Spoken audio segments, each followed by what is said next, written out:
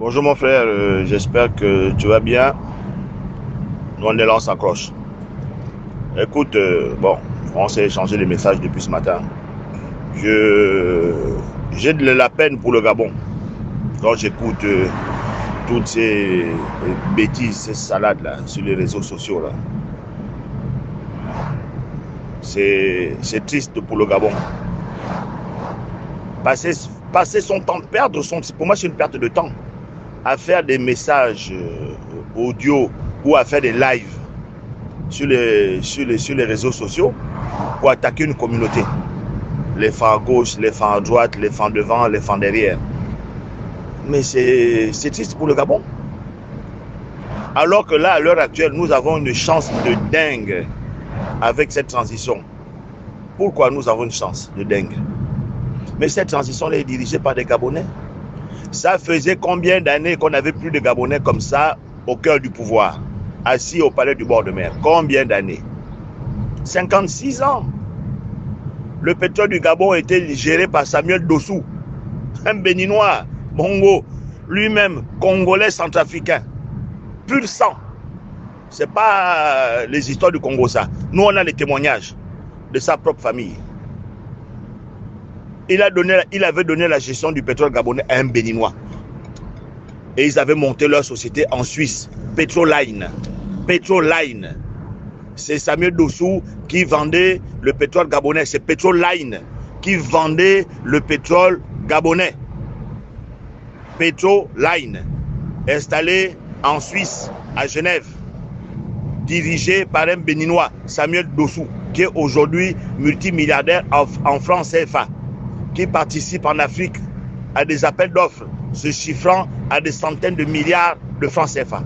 Il est devenu milliardaire avec le pétrole du Gabon. Parce que le centrafricain congolais, Omar Bongo, l'a confié cette responsabilité-là, mais pas un Gabonais. On ne te parle même pas de l'épisode de Meksa à Krombessi, tellement que c'est honteux pour le Gabon, triste pour le Gabon. L'épisode de Meksa à Krombessi, catastrophique pour le Gabon. Mais pendant 56 ans, que la minorité extrémiste du Haut-Togo a dirigé le Gabon. Tu as entendu quelqu'un faire des lives, des audios pour attaquer ces gens-là? Personne n'a fait ça. Personne. Mais maintenant que nous avons des Gabonais, quand je dis des Gabonais, moi je ne vois pas que Brice Oligui, mais je vois tous les officiers supérieurs de cette série, ce sont des Gabonais. Maintenant que nous avons des Gabonais à la tête du pays, je suis étonné de voir que des compatriotes s'élèvent et attaquent les femmes, attaquent les femmes, attaquent les femmes. Mais comment? Si Oligui a fait des erreurs dans la gestion avec sa famille de son côté femme, mais ça c'est Oligui qui doit prendre ses responsabilités. Pourquoi quand il y a un femme qui commet des erreurs, on dit les femmes fait ceci, les femmes fait cela? Mais quand Manganga Moussavou trahit le Gabon et va s'asseoir avec Ali Bongo qui venait de massacrer les Gabonais en 2016, est-ce que les Gabonais ont dit les Pounou ce sont des traites? Est-ce que les Gabonais ont dit ça? Que les Pounou ce sont des traites? Non, non, non, non, non, non, non. Les Gabonais ont dit Manganga Moussavou est un traître. On n'a pas dit les Pounou ce sont des traîtres. Parce que les Pounou n'ont rien à voir dans les histoires de Manganga Moussavou. Les Pounou n'ont rien à voir dedans. Manganga Moussavou, il fait tout ce qu'il fait là pour son ventre. D'ailleurs, la preuve, son parti politique, il y a qui dedans? Il n'y a que sa femme et ses enfants, sa famille. Et son fils a poussé le bouchon encore plus loin. Il a carrément épousé la fille d'Omar Bongo, la sœur d'Ali Bongo. Il a poussé encore le bouchon plus loin. Et ils sont quand même encore allés trop loin. Le père vice-président de la République, le fils ministre de la République. Mais il a un parti politique. Il n'y a que son enfant qui pouvait être ministre. Et qu'est-ce qu'ils ont encore fait? Le fils quitte le parti familial, il intègre le PDG. Mais est-ce que tu as entendu les Gabonais dire que les Pounou ce sont des traites? Non, non, non, non, les Gabonais sont lucides. Ils savent qui est qui. Il faut arrêter de croire que, il faut que certains arrêtent de croire que les Gabonais sont bêtes. Les Gabonais ne sont pas bêtes, hein. Allons de là, attention. Donc les Gabonais ont toujours dit que Manganga Moussavou c'est un traître.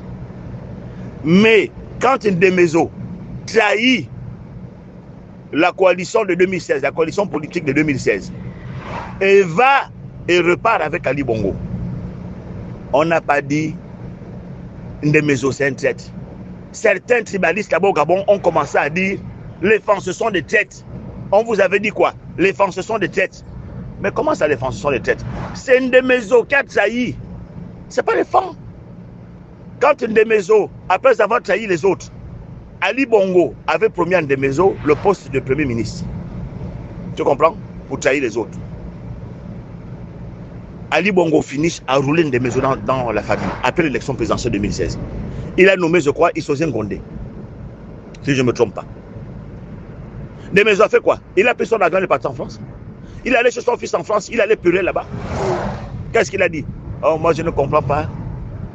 Et pourtant j'ai toujours fait ce que les Bongo m'ont dit de faire. J'ai toujours tout fait. Tout ce qu'ils m'ont dit de faire, j'ai fait. Ce qu'Ali Bongo m'a dit de faire, j'ai fait. Et les Bongo ne m'ont jamais donné un poste régalien. Je ne comprends pas, il m'avait promis le poste. Ali Bongo m'avait promis le poste de Premier ministre. Il ne m'a pas donné le poste. Voilà comment Ndemezo est allé pleurer chez son fils en France. Ndemezo n'a pas dit que Ali Bongo m'avait promis le poste pour représenter les écrans. Non, non, non, non, non, non, non. Il a parlé de lui, de son ventre. Quand le pouvoir d'Ali Bongo est tombé là, en 2023, il y a un journaliste qui a interviewé Ndemezo. Il a dit quoi? On a posé la question pourquoi vous êtes allé au PDG. Il a dit quoi? La faim, le pain, le plaisir. Il n'a pas dit je suis allé au PDG pour les écrans. Non, non, non. Il a dit qu'il allait au PDG pour le pain, la faim et les plaisirs. Donc c'est-à-dire qu'il allait au PDG pour son ventre, mon frère. Il allait au PDG pour son ventre.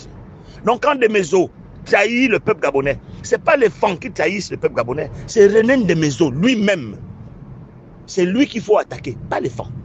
Donc tu vois, c'est très dangereux tous ces messages-là. Et pendant ce temps, qu'est-ce qui est en train de se passer? Mais les étrangers qui nous pillent le pays, mais ils sont contents. Ils sont en train de se frotter les mains et ils vont pousser avec, et je le dis et je maintiens ce que je dis, avec la minorité extrémiste du Haut-Ogooué dirigée par la femme au foulard bleu. La femme au foulard bleu dont Stempy avait parlé. Et voilà pourquoi Stempy est en prison. Parce que Stempy a dit la vérité de ce qui est en train de se tramer derrière contre les Guinguema, dirigé par la minorité extrémiste du Haut-Ogooué qui a comme responsable patron la femme au foulard bleu. La deuxième panthère du Gabon. La première panthère, Ali Bongo, a été liquidée. Donc il reste la deuxième panthère qui est en train de coûte que coûte attraper le Gabon dans ses mains, dans ses pattes sataniques, et qui veut maintenir le Gabon dans leur ventre.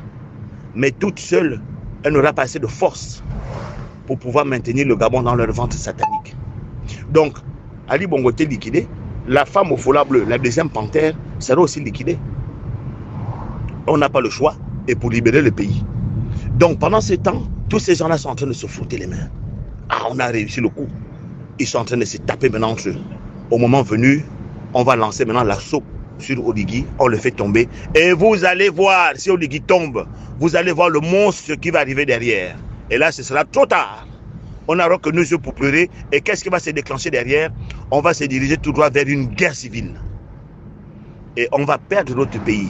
Parce que le Gabon, c'est les Gabonais même. Les Gabonais, c'est peut-être 1 million d'habitants. Parce qu'on est venu, on était complété par d'autres populations qui sont arrivées d'ailleurs. À qui Bongo a donné les papiers gabonais. Mais sinon, nous-mêmes là, on est combien? On a dépassé à peine 1 million d'habitants.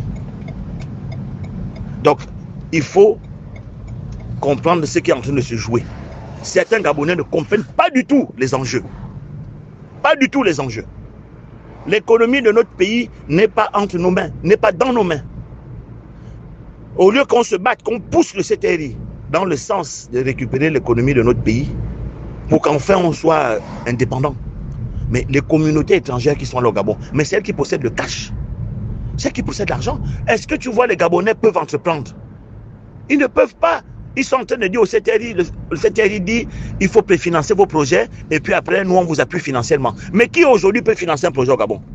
Tu crois que quelqu'un aujourd'hui va sortir 5 millions, 10 millions?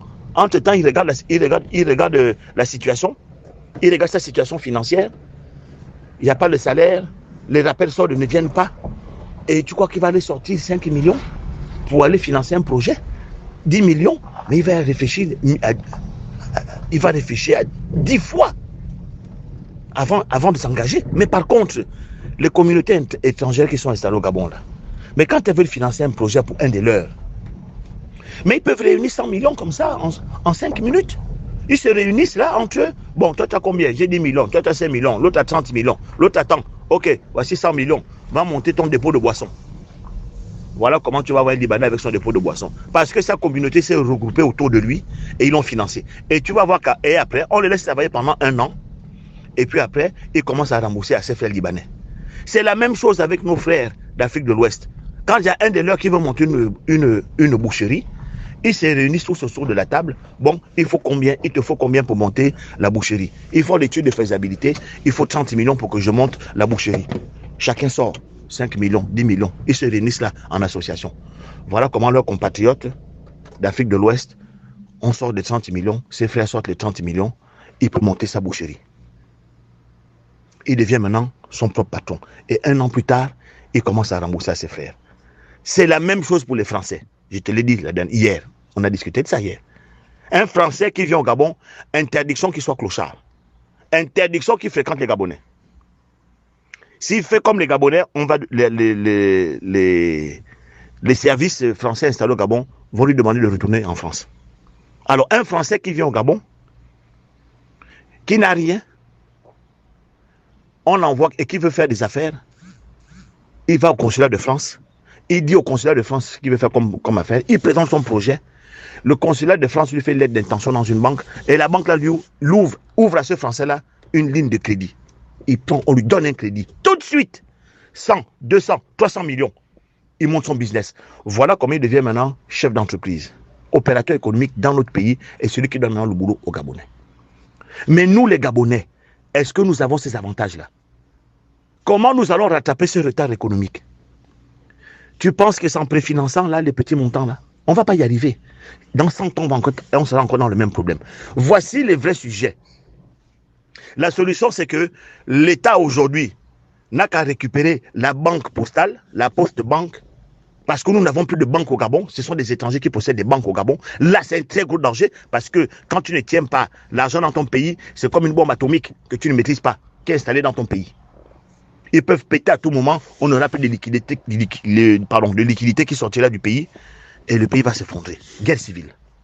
Donc il faut que l'État gabonais récupère par tous les moyens, relève par tous les moyens la banque postale et paye tous les clients de la banque postale qui ont perdu leur argent, leurs économies dans cette banque-là. Parce qu'il ne faut pas oublier qui c'est qui est responsable de la chute de la banque postale. Il faut dire la vérité. Mais ce ne sont pas les fonds. Si vous voulez il faut qu'on pousse le bouchon loin. Qu'on sorte les dossiers. Ce n'est pas les fonds. Mais c'est Nina Abouna qui est battu de l'économie. Akron Bessi et Ali Bongo ont pillé 8 milliards. Ils ont pris dans les caisses de la banque postale. Quelques mois avant l'élection présidentielle de 2016, 4-5 mois avant, ils ont pillé, parce qu'ils savaient qu'ils allaient fuir, ils ont pillé les caisses de la banque postale, 3 mois, je crois, avant l'élection présidentielle. Ils ont donné cet argent à Nina Abouna, qui est battu de l'économie, son frère qui est aujourd'hui TPG, qui est incompétent et qui n'a rien à foutre là, au trésor public. Il n'a rien à foutre parce que c'est un éternel incompétent, un voleur de la pire espèce. Nina Abouna a organisé un convoi pour transporter les 8 milliards là dans le Haut-Togoui. Voilà comment la poste banque est tombée, la banque postale. Donc il faut que l'État récupère cette banque-là, qu'elle soit la propriété de l'État. Et puis qu'à travers cette banque-là, on met en place des organismes qui vont aider les Gabonais qui veulent entreprendre. On doit ouvrir des lignes de crédit pour que les Gabonais puissent entreprendre, avoir accès à des fonds pour financer leurs différents projets. Il n'y a que comme ça qu'on va pouvoir lutter, reprendre le contrôle de notre pays, le contrôle économique. Dans 5 ans au moins, on va reprendre le contrôle. Et dans 30 ans, l'économie, dans 10 ans plutôt, l'économie de notre pays sera dans nos mains. On deviendra les maîtres chez nous. C'est nous qui allons donner du travail à nos compatriotes et non l'inverse. Voilà un vrai combat qu'il faut mener. Ce n'est pas dire les fans gauche, les fans droite, Aurélien là-bas, l'autre fait la guerre là-bas. Mais ça, ce n'est pas des sujets, ça. La preuve, son frère l'a enlevé. Mais est-ce que toi, tu as vu les Batékés de sous Bongo, les Batékés sous Ali Bongo, enlever leurs parents directeurs généraux du budget comme ça? Mais ils n'ont jamais fait ça. Ils l'ont laissé piller, saigner le poste qu'il occupe. Jusqu'à. Mais lui, au moins, il a eu le courage de dire à son petit frère, non, là, tu as fait n'importe quoi. Je t'enlève. Il a enlevé. Mais il faut applaudir. Il faut applaudir. Bon, maintenant, on sort tous les mensonges possibles. Oh, ils ont voulu faire le coup d'État, tout ça, c'est du pipeau. Il y a rien de vrai, là. Ça, c'est pour détruire, c'est pour tromper les Gabonais, c'est pour déstabiliser le Gabon, c'est pour déstabiliser la transition, parce qu'on sait où tout ça, là, c'est organisé. C'est organisé, c'est structuré ailleurs, et c'est mis dans les réseaux sociaux. Voilà. L'histoire de coup d'État, c'est du pipeau. L'histoire de 1 milliard tous les vendredis, ça... alors là, j'ai écouté, j'ai rigolé, j'ai ouvert ma bouteille de champagne, j'ai bu le champagne. J'ai dit, bon, là, ceux-là, là, ils ont vraiment... on peut critiquer. Quand c'est pas bon, il faut dire que c'est pas bon. Quand c'est bon, il faut dire que c'est bon. Mais ça ne sert à rien de mettre le feu pour mettre le feu. Parce que quand vous mettez le feu là, vous faites mal à qui? Vous faites pas mal aux Béninois. Vous faites pas mal aux Libanais. Vous faites pas mal à la communauté ouest-africaine et au Gabon. Vous faites mal au Gabon. Quand vous diffusez, quand on diffuse de fausses informations comme ça. Parce que tout simplement, on veut nuire à une communauté, on sort de telles bêtises. Les Gabonais, le pouvoir a été géré pendant 56 ans par la minorité extrémiste de Haut-Ogooué. Personne n'a fait des lives, personne n'a fait des audios pour attaquer la minorité extrémiste de Haut-Ogooué. Aujourd'hui, qui c'est qui est TPG? Voilà les sujets. Qui c'est qui est TPG? Mais c'est un éternel incompétent, un Batéké de Lekoni. Un Batéké de Lekoni, mon frère. En 2005, il travaillait déjà au Trésor. Il était un agent du Trésor, il travaillait dans le cabinet, dans la direction de Osungu. Osungu qui est devenu plus tard Swali Bongo, TPG. Bateko aussi, je crois, de Lekoni, si je ne me trompe pas. Qui est devenu TPG Swali Bongo. Luther Abouna travaillait dans son service. Jeff Bongo Ondimba, l'enfant de Jeff Bongo, était l'adjoint d'Osungu. En 2005, Jeff Bongo m'appelle. Il dit, mon petit frère, viens, j'ai envie de te voir. Et est-ce que tu es dispo là maintenant? J'ai dit, je suis dispo. Je suis en train de sortir, mais je peux faire un tour là-bas. Voilà comment en 2005, donc, c'était l'été 2005, on était vers peut-être le mois de mai, je fonce à son bureau.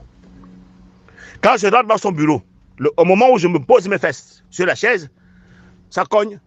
La personne rentre, c'était qui? Luther Abouna. Lui et moi, on se dit bonjour. Il donne une enveloppe à son patron, Jeff Bongo Ndimba, il ressort. Jeff Bongo Ndimba me dit, mais tu le connais? Je dis, oui, on a grandi ensemble. Il dit, oh, mais c'est un voleur. Luther Abouna, c'est un voleur. L'enfant d'Abouna, c'est un voleur. J'ai appelé mon père. J'ai appelé le président. Je lui ai dit, monsieur le président, Luther Abouna, c'est un voleur. Il faut le vider du trésor. Il n'a rien à faire au trésor. C'est un voleur. On est en 2005. Luther Abouna n'est pas encore TPG. Il travaille dans le service de Sungu. L'enfant de Bongo Ndimba dit devant moi, c'est pas on m'a dit, hein, devant moi, que Luther Abouna est un voleur. Et qu'il appelait son père, Bongo, pour dire à Bongo qu'il faut enlever l'enfant d'Abouna parce que c'est un voleur. Il n'est pas encore TPG. En 2005, on dit qu'il était où? Il n'était pas déjà avec Bongo. Donc depuis 2005, le gars là est voleur au trésor public. Il finit TPG. Tellement qu'il volait, Jeff Bongo avait craqué, avait giflé Luther Abouna en plein trésor public devant les autres agents du trésor. Mais voici un problème. Un grave problème qui est là. Parce que quand tu es TPG, tu gères le cash. Le directeur général du budget, je ne pense pas qu'il gère du cash. Le TPG gère du cash. Du cash, du cash. Il a le cash tous les jours. Il a la liquidité tous les jours. Alors on confie la liquidité du pays à un gars qu'on disait déjà depuis 2005, il était même encore dit au trésor que c'était un voleur. Et ce gars-là a fait allégeance à Meksa Kombesi. Parce que sa sœur, Nina Abouna, qui a transporté les 8 milliards des clients de la banque postale dans le Haut-Ogooué, couchait, était la maîtresse, était la petite copine, la Chiza de Meksa Kombesi. Mais ça, il n'y a personne qui parle de ça. On dit les fans gauche, les fans droite, les fans devant, les fans derrière. Mais il faut faire attention, parce que si les gens sortent les dossiers, mais ça, le Gabon va aller où? Le Gabon va aller où? Parce que nous, on a les dossiers. Demain, on peut s'asseoir et puis on dit, bon, ok, comme vous voulez jouer à ce petit jeu-là, bon, on va sortir les dossiers. Sortons le dossier de la BICIG. Aujourd'hui, pourquoi les clients de la BICIG sont en train de voir le feu là-bas, la BICIG? Pourquoi ils voient le feu? Mais c'est à cause de qui? Mais c'est à cause de la femme au foulard bleu. Pascaline Bongo Ndimba, celle qui a pillé la BICIG. Elle avait porté plainte à la BICIG. Elle réclamait à la BICIG des milliards de francs CFA. On ne sait pas pourquoi. L'ancien patron de la BICIG, le monsieur Miané Métis là, qui est décédé, j'ai oublié son nom. Il est allé voir Ali Bongo pour dire, bon, ta soeur nous a porté plainte, elle réclame tant de milliards. Moi, je ne paye pas, parce qu'on ne doit pas l'argent à ta soeur. Ali Bongo a dit, ah putain, j'oublie son nom, a dit au patron de la BICIG, si elle ne doit pas de l'argent, vous ne payez pas. Voilà comment la justice a classé le dossier de Pascaline Bongo. Quand Ali Bongo tombe à Riyad, il tombe à Riyad. Pascaline Bongo revient au pays, elle se remet, elle reprend les commandes du pays. Avec Marie-Madeleine Borancho et Sylvia Bongo, les trois femmes-là. Elle perd le contrôle du pays. Voilà comment Pascaline Bongo réactive sa plainte contre BICIG. Et en février, si je ne me trompe pas, janvier ou février, je crois, 2019, voilà comment la BICIG paye Pascaline Bongo. La fameuse, le fameux argent qu'elle réclamait à la BICIG, que la BICIG lui devait. Ça se chiffre en milliards de francs CFA là. Mais la BICIG a pris l'argent là où? La BICIG a pris l'argent là dans les comptes bancaires des clients qu'ils ont donné à Pascaline Bongo. Voilà comment maintenant les clients de la BICIG sont en train de voir du feu. Là, je te fais ça vite fait là. Mais la prochaine fois, je vais te sortir le dossier complet de cette affaire-là. Voilà comment les Bongo ont tué le Gabon. Ce n'est pas les femmes. C'est ni les Pounou. C'est ni les Mienais. C'est les Bongo. On va aller parler de la privatisation de Gabon Télécom. La privatisation de Air Gabon. Depuis que Gabon Télécom a été privatisé, aucun salarié de Gabon Télécom n'a perçu son chèque d'indemnisation. Depuis, je crois, 2008. Mais qui a privatisé Gabon Télécom? Mon frère. Mais c'est les enfants de Bongo, Ali Bongo, Pascaline Bongo, Paul Tungi, le gendre de Pascaline Bongo qui était ministre des Finances, et Sylvia Bongo. C'est les quatre là qui ont privatisé Gabon Télécom. Parce qu'en 2008, les agents de Gabon Télécom étaient allés voir Jean Yengenon qui était Premier ministre. Je crois qu'il était Premier ministre en 2008. Ils ont dit à Jean Yengenon, on a une solution pour sauver Gabon Télécom. Jean Yengenon a dit quoi? Mais moi, je ne peux rien faire. Ce n'est pas moi qui gère le dossier de Gabon Télécom. C'est Bongo et ses enfants qui gèrent le dossier de Gabon Télécom. Ce n'est pas moi. Moi, je ne peux rien faire. Voilà comment les agents de Gabon Télécom sont retournés. Jean Yengenon n'a jamais vu le dossier de la privatisation de Gabon Télécom sous ses yeux. Jean Yengenon est vivant. Tu peux aller le voir, mon frère, tu lui demandes. Si je mens. Jean Yengenon est vivant, il est là. Si c'est un homme courageux, il n'a qu'à prendre le micro et dire la vérité sur la privatisation de Gabon Télécom.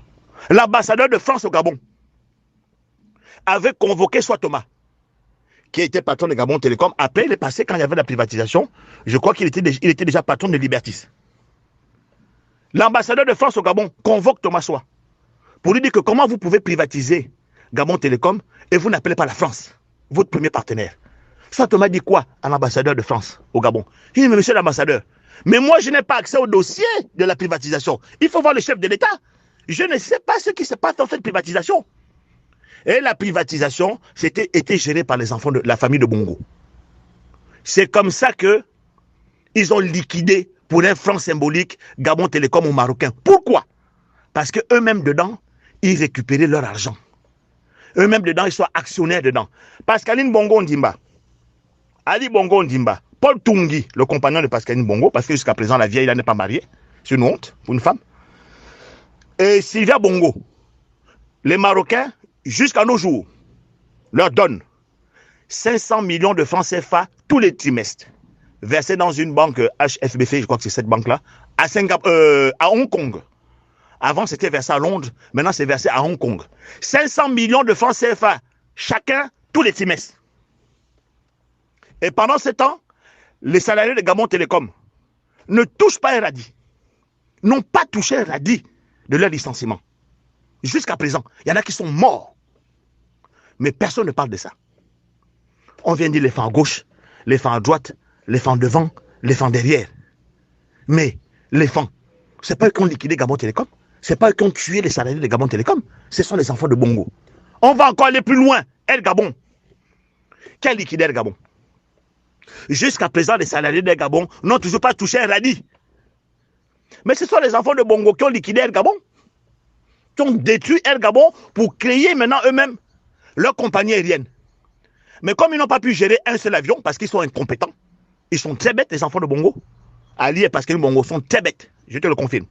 Ils n'ont pas pu gérer un avion. L'avion est tombé, la compagnie a coulé, ils sont allés chercher les Marocains pour venir créer Air Gabon International. Là encore, ça n'a pas marché. Parce qu'ils sont très bêtes. Alors, qu'est-ce qu'ils ont fait pour créer Gabon Airlines? Mais on va sortir les dossiers. On va sortir les dossiers. Si on continue comme ça, on ne va pas s'en sortir.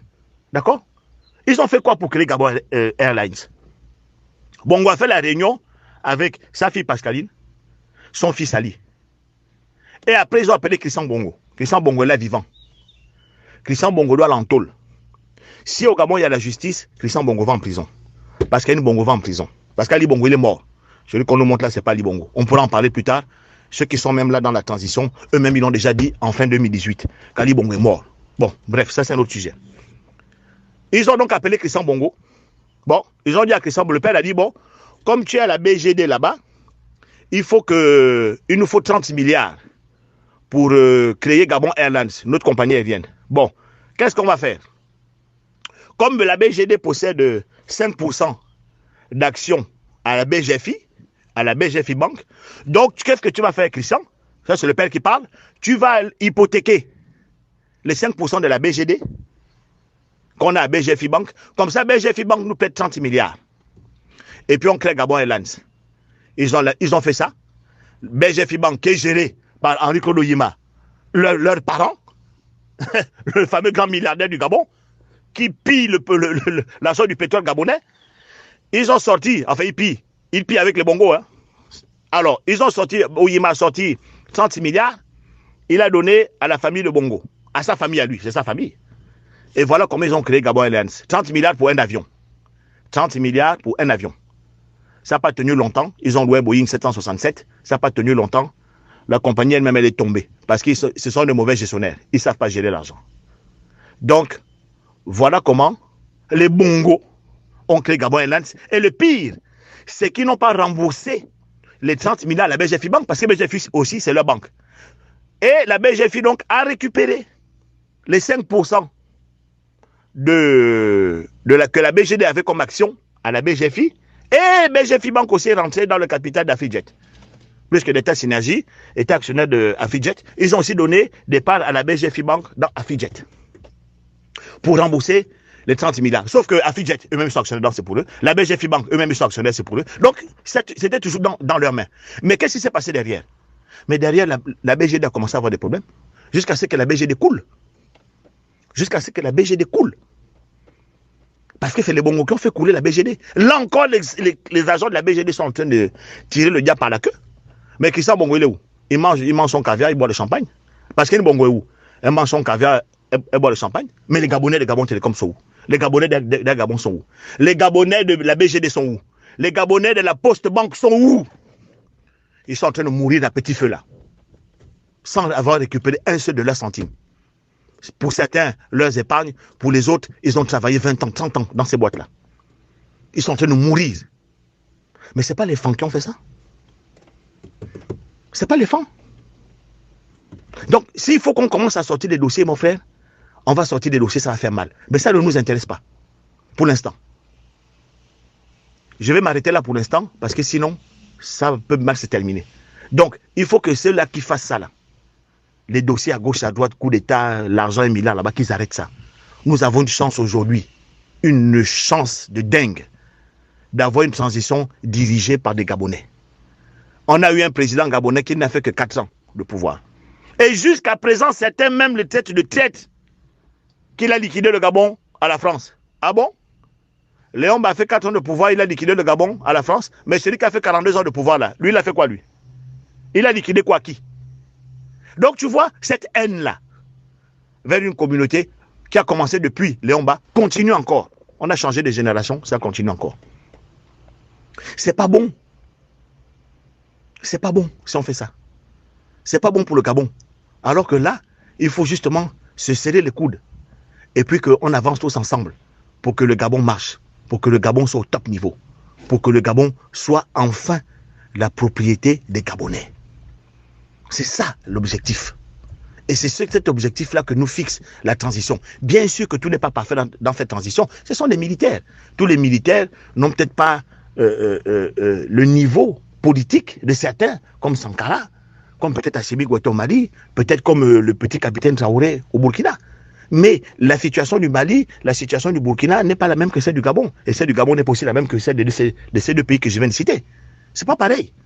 Tu vois, nous, c'est très politique. Le problème est très politique. Là-bas, c'est une guerre qu'ils ont. Des terroristes qui attaquent. Nous, c'est la politique qui nous a mis dans cette situation-là. Et la classe politique gabonaise, c'est une classe politique de très bas niveau. Corrompue. Ils vendent leurs mains pour l'argent. Parce qu'aujourd'hui, si un Centrafricain congolais a pu diriger le Gabon, c'est parce que les Gabonais ont permis ça.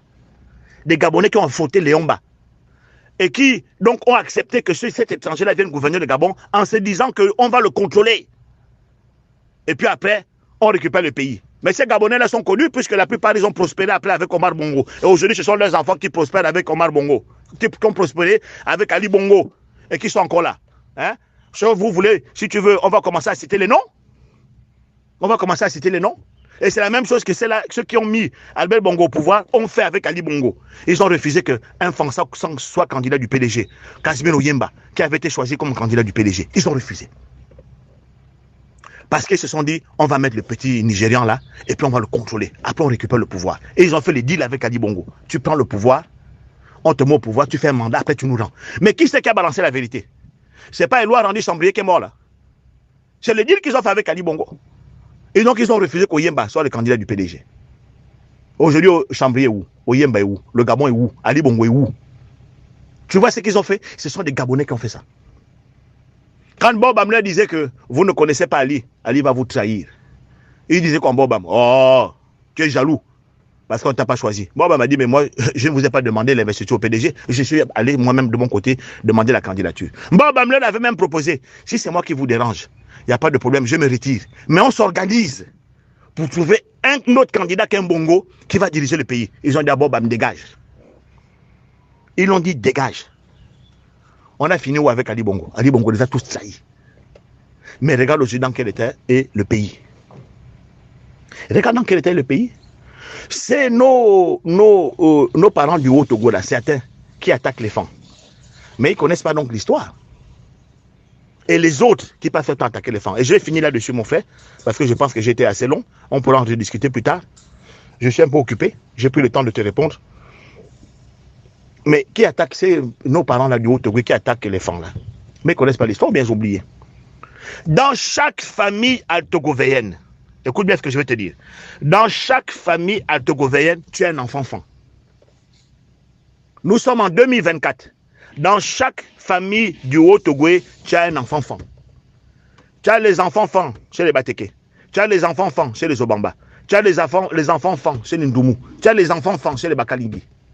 Dans chaque famille, chez les Mbaoué, tu as les enfants-fans. Dans chaque famille du Haut-Togo, tu as un enfant-fan. Et ce n'est pas depuis hier. Tu as ceux qui sont nés en 1960. Les enfants-fans qui sont nés en 1960, mélangés avec le Haut-Togo. Ceux des années 70. Tu as ceux des années 80. Tu as ceux des années 90. Tu as ceux des années 2000. Et ainsi de suite, ainsi de suite. Donc aujourd'hui, qu'est-ce qui va se passer, mon frère, dans 30 ans? Nous sommes en 2024.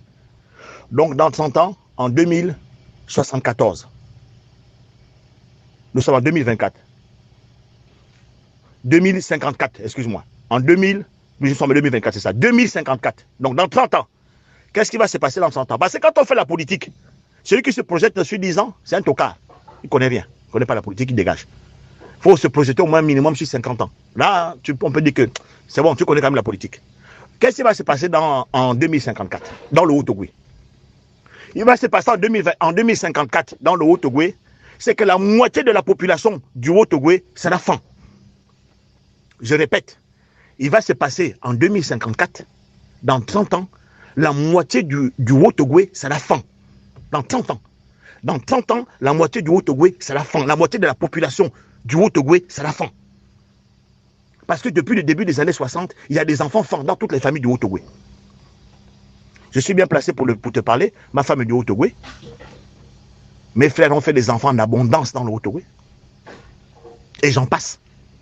Dans 50 ans,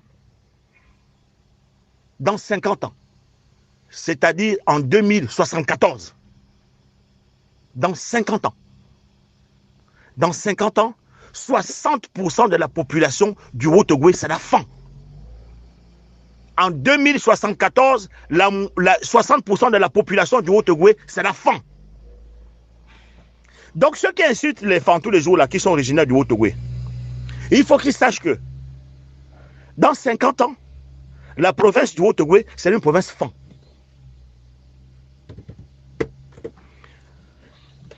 Et qu'est-ce qui va se passer, mon frère? Il va se passer que les femmes qui sont déjà installés dans le Welentem, dans le Goué-Vino, dans le Moyen-Ogooué, et qui sont en train d'être installés dans le Goué maritime, qui sont très nombreux là-bas, et qui sont déjà dans le Haut-Ogooué, les femmes seront installés en grande majorité et l'estuaire dans 6 provinces. Welentem, Moyen-Ogooué, estuaire, Ogooué maritime, Haut-Ogooué, 5 provinces. Les femmes seront installés dans 5 provinces, en grande majorité. Donc, qu'est-ce qui va se passer en 2074? C'est que le candidat femme qui sera là n'aura pas besoin des autres provinces pour être élu. Il n'en aura pas besoin. Et ceux qui sont en train de créer tous les jours Bangam, qui ne savent pas ce que ça veut dire, au Bangam, c'est quand les femmes se réunissent, il y a un problème dans le village, on se réunit, on parle du problème du village, au corps de garde.